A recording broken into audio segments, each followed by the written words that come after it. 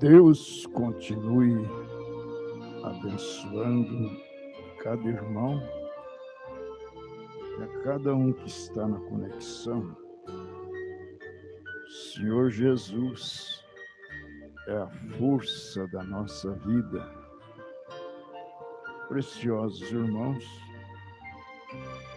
no capítulo 2 de Apocalipse, versículo 1, 2 e 3, fala sobre a primeira era, a era de Éfeso. E apenas ratificando aqui sobre aquele testemunho que foi dado ontem. Na verdade, eram 3 nódulos no seio e 2 nódulos no outro seio da irmã. Deus simplesmente limpou aquilo. É só isso, só corrigindo para ficar mais claro, para se entender o que aconteceu sobre a irmã que foi curada. Pois bem, livro de Apocalipse, capítulo 2, diz assim: escreve ao anjo da igreja de Éfeso. Isto diz aquele que anda no meio dos 7 castiçais de ouro. Conheço as tuas obras e o teu trabalho e a tua paciência, que não podes sofrer os maus, e puseste à prova os que se dizem apóstolos e não são, e tu os achastes mentirosos. Sofrestes e tens paciência, e trabalhaste pelo meu nome e não te cansastes. O Senhor abençoe a leitura de sua palavra.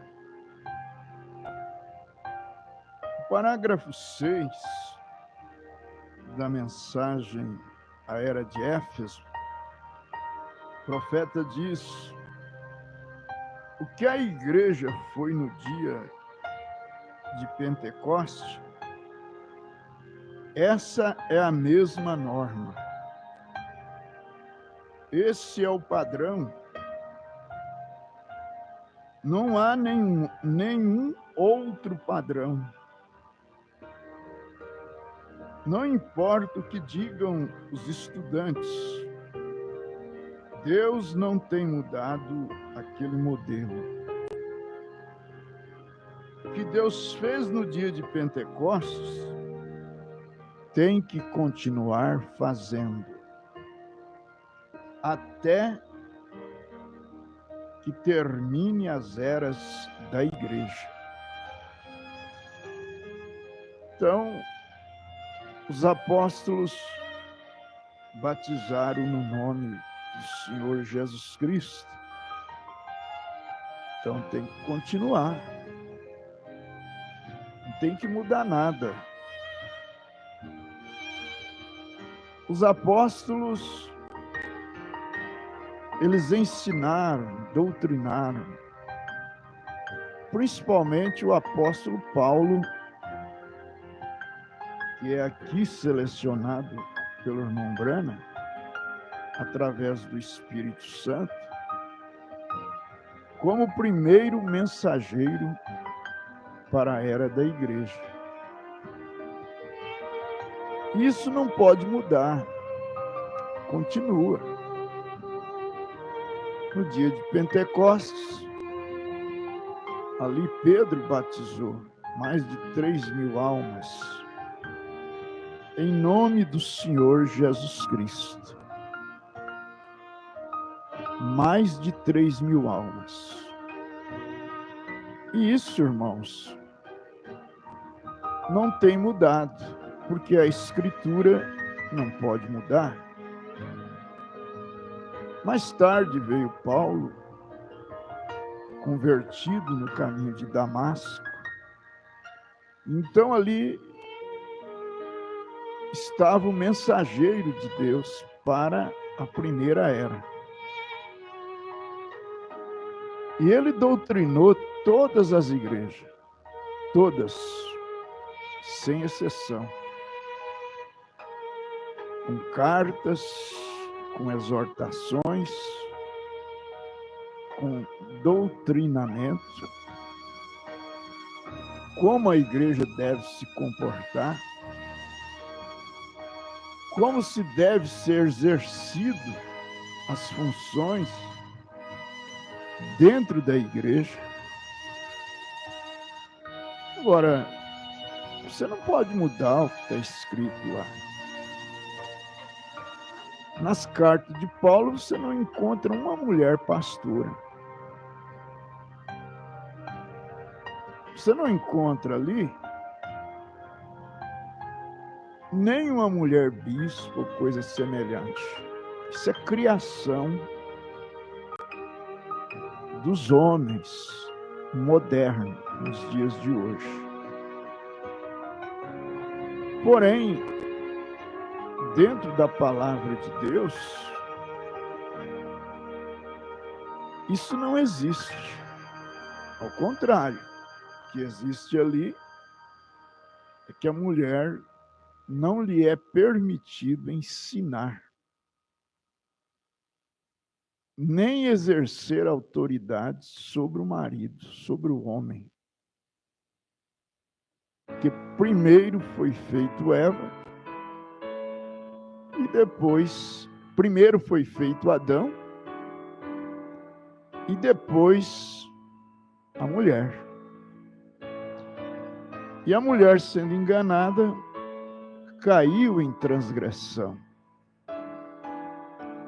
Estamos falando sobre a Bíblia, a palavra de Deus, que é o modelo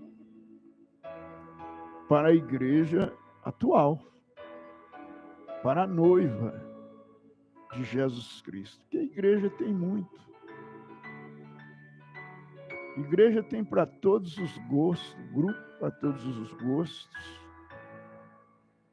Porém, que crê na palavra, que tem recebido a mensagem de Deus para esse dia, e procurado perseverar na doutrina dos apóstolos e dos profetas, são poucos. Então, o irmão Branco está dizendo aqui que é um modelo, é um molde, não pode ser mudado. Deus não tem mudado aquele modelo. O que Deus fez no dia de Pentecostes tem que continuar fazendo até que termine as eras da igreja. Agora, você que diz que já terminou a era da igreja, então para você não tem mais nada. Por isso que você vive despreocupado, sem responsabilidade. Ele diz assim: embora os mestres digam a você que a era apostólica que a era apostólica tem cessado, não creia nisso. Tal declaração está errada por duas razões. Primeiro, ela está errada em supor que já não há apóstolos, porquanto os primeiros 12 têm morrido. Isso mesmo. Essa era, ela não só não crê nisso, como também não crê que há profeta. Isso porque é uma era cega. A era de Laodiceia é a era que diz que tem tudo, que não lhe falta nada. E contudo, Jesus, o próprio Senhor Jesus, a chama de cega e que está nua e que vive numa condição miserável. Esse é o diagnóstico feito por Deus nesta era final. Então, ainda há apóstolo e profeta. Então, veja bem, isso, quando se fala de um profeta, não está falando de um dom de profecia. Está falando de algo maior, de o dom profético. Não é os dons. Profeta, intérprete da palavra, como Paulo foi, como o primeiro mensageiro foi, apóstolo e profeta dos gentios. Agora, a Bíblia diz que a palavra dos profetas alumia como uma luz em lugar escuro. Agora, você imagine se não crê em profeta, porque já está em trevas. E outra coisa, o Espírito de Cristo é o Espírito de profecia. Não é um dom carismático que a pessoa simplesmente enrola a língua e fala em língua estranha e acha que já é profeta. Isso é um dom carismático. Um profeta, ele vê as coisas de olhos abertos. Ele não precisa dormir para sonhar e para ver. Não. Ele nunca dorme. Seu sentido e subconsciente sempre estão juntos. Sempre estão atentos, como aconteceu com Eliseu. Quando Geazi disse, teu servo não foi a lugar nenhum, e ele disse, porventura o meu espírito não foi contigo? Aí é que está a coisa. Então o profeta, ele não dorme. Ele simplesmente vê. Às vezes ele está aqui, está vendo a coisa lá do outro lado do mundo. O que é isso? Isso não é divino. Isso é um vidente, um profeta, intérprete da palavra. Como aconteceu quando o irmão Brano esteve no meio pentecostal, e ali ele viu aqueles dois homens, um falava em língua e o outro interpretava. E o irmão Brano disse que viu que era Deus. Ele sendo vindo de uma congregação batista, ele nunca tinha visto aquilo. Mas ele viu que aquilo era Deus. E ele Disse, eu vou me aproximar para ver se esse espírito é genuinamente cristão mesmo. E ele chegou perto de um, conversou com ele, e ele disse, se alguma vez estive perto de um cristão, ali estava um, genuíno, verdadeiro. Ele disse, agora eu vou me aproximar do outro. Ele começou a conversar e logo ele viu o contrário. Se alguma vez estive perto de um hipócrita, ali estava um.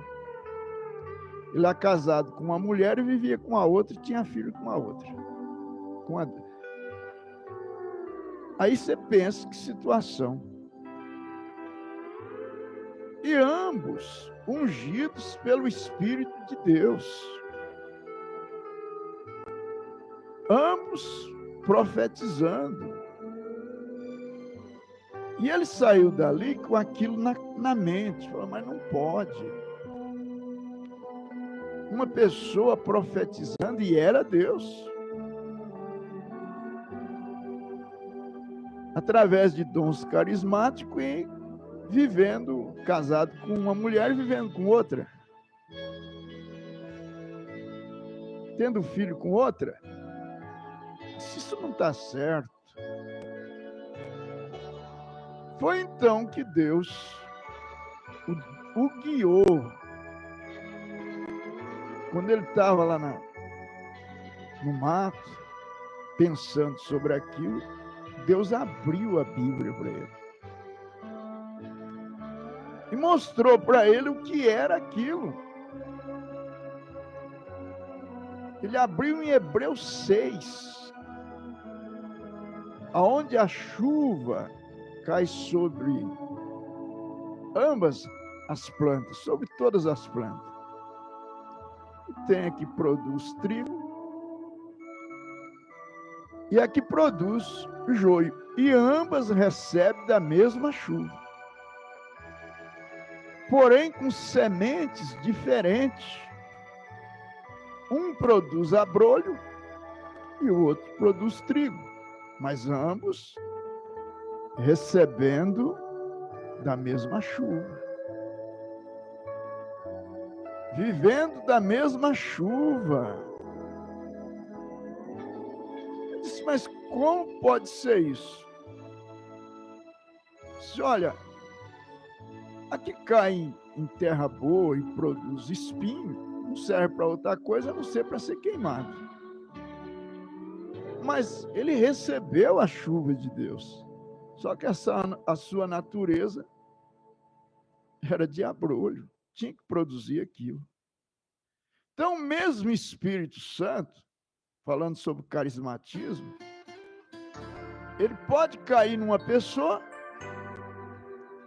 e ser Deus naquela pessoa e abençoar aquela pessoa e ela ser um cristão genuíno.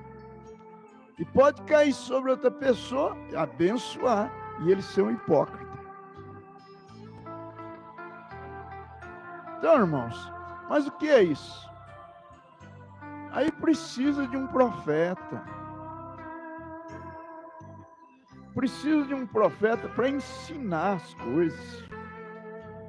Disciplinar. Quem pode negar que há tantas pregadoras hoje que pregam muito mais do que homem? O problema é que está fora das Escrituras. Está fora do modelo estabelecido por Deus. Agora, a palavra de Deus não é a palavra de homem. Não é uma lei criada por homem que pode pegar e mudar. Não. Não tem como você alterar isso. Isso aqui é o absoluto de Deus.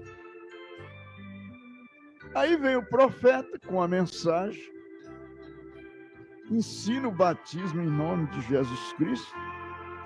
E quando ele estava na Igreja Batista, do Dr. David, o doutor quis que ele consagrasse uma mulher como pregadora. E foi aí que ele saiu. Ele disse: não, isso não está na palavra. Eu permanecerei sozinho, mas permanecerei com a palavra. Foi aonde ele ficou sozinho. Não sozinho, porque Deus estava com ele. Agora, meus preciosos irmãos, Deus tenha misericórdia de nós. A tal da conveniência, ela pode te comprometer. E comprometer até o que está escrito. Para ficar bem com esse ou com aquele. Agora, você tem que entender, o Espírito Santo, ele trabalha de acordo com a palavra que ele escreveu, através dos seus apóstolos e profetas. Quando Deus enviou um mensageiro aqui, não foi simplesmente para fazer um grupo, mas foi para nos entregar uma mensagem. Sim, e esse mensageiro, ele é responsável pela revelação que Deus lhe deu para passar para a noiva. É claro que a mensagem está no mundo inteiro, mas isso simplesmente ficará para a noiva eleita, a noiva predestinada. Exatamente isso. É a única maneira de Deus tratar com o povo hoje, através da mensagem do mensageiro do último dia. Mas o povo não gosta disso, né? Acha que é loucura. Mas o que importa? Há tantos, cada um é louco por alguma coisa. Então, esta mensagem é Cristo de novo, Cristo para o povo, corrigindo, exortando, consolando, curando, libertando. Sim, a mensagem de Malaquias 4, versos 5 e 6. Jesus Cristo é o mesmo ontem, hoje e eternamente. É Ele que nos salvou através de sua palavra, o que nos cura também, que nos dá vida em abundância, o que nos dá aquilo que necessitamos e nos sustenta. Ora, meus preciosos irmãos, a verdade do assunto é que quando o Espírito Santo desce e encontra alguém que está com o coração livre, desimpedido para crer, então não se pode analisar o quanto Deus pode fazer por aquela pessoa. Ele lhe dá salvação, lhe dá saúde, transforma a sua alma, transforma o seu coração. Isso de uma maneira simples, sem estardalhaço, sem espalhafatos. Mas como o mistério dos 7 trovões é silêncio, a coisa acontece dentro do coração do cristão. Aí está a coisa. Deus tratando com seus filhos nesta dispensação. O profeta disse: embora os mestres digam a você que a era apostólica tem cessado, não creia nisso. Aquele Espírito Santo que sustentou Paulo, Pedro, Tiago, a igreja primitiva, que sustentou o irmão Brana quando ele estava aqui, ainda continua aqui nos sustentando e nos abençoando com a sua palavra, por meio da mensagem que ele deu ao seu profeta. Sim, a mensagem tem nos alimentado, tem nos congregado em um companheirismo sagrado e verdadeiro. Tem nos colocado ombro a ombro. Somos membros do corpo de Cristo. Somos membros uns dos outros. Eu sempre digo, você não é membro do pastor tal, não. Você é membro do corpo de Cristo. Então, e por isso, quando você ora, a salvação, a cura divina, a libertação está nesse corpo. E as coisas acontecem. Às vezes pode acontecer dentro de um palácio, mas às vezes acontece lá na beirada do rio. Porque esse corpo é o corpo místico de nosso Senhor Jesus Cristo. E não há barreira que possa impedir Deus de operar através desse corpo. Tem recebido o alimento da hora, a mensagem do dia. Pai bendito, Deus maravilhoso, abençoa cada irmão que está na conexão, cada família que está representado nesta hora. Senhor, que o Senhor conceda nesse instante o pedido desses irmãos. Tenha misericórdia, Pai, perdoando, santificando, limpando, tirando as enfermidades de sobre eles, restabelecendo a saúde de cada um deles. O poder do Senhor Jesus Cristo, curando, tirando a dor, a opressão sendo desfeita. Neste momento, Pai, a tua graça abundante descendo em seus corações, a fé de teus filhos sendo direcionada para o Calvário. Sim, meu Deus, cada um deles sendo curado pelas suas pisaduras,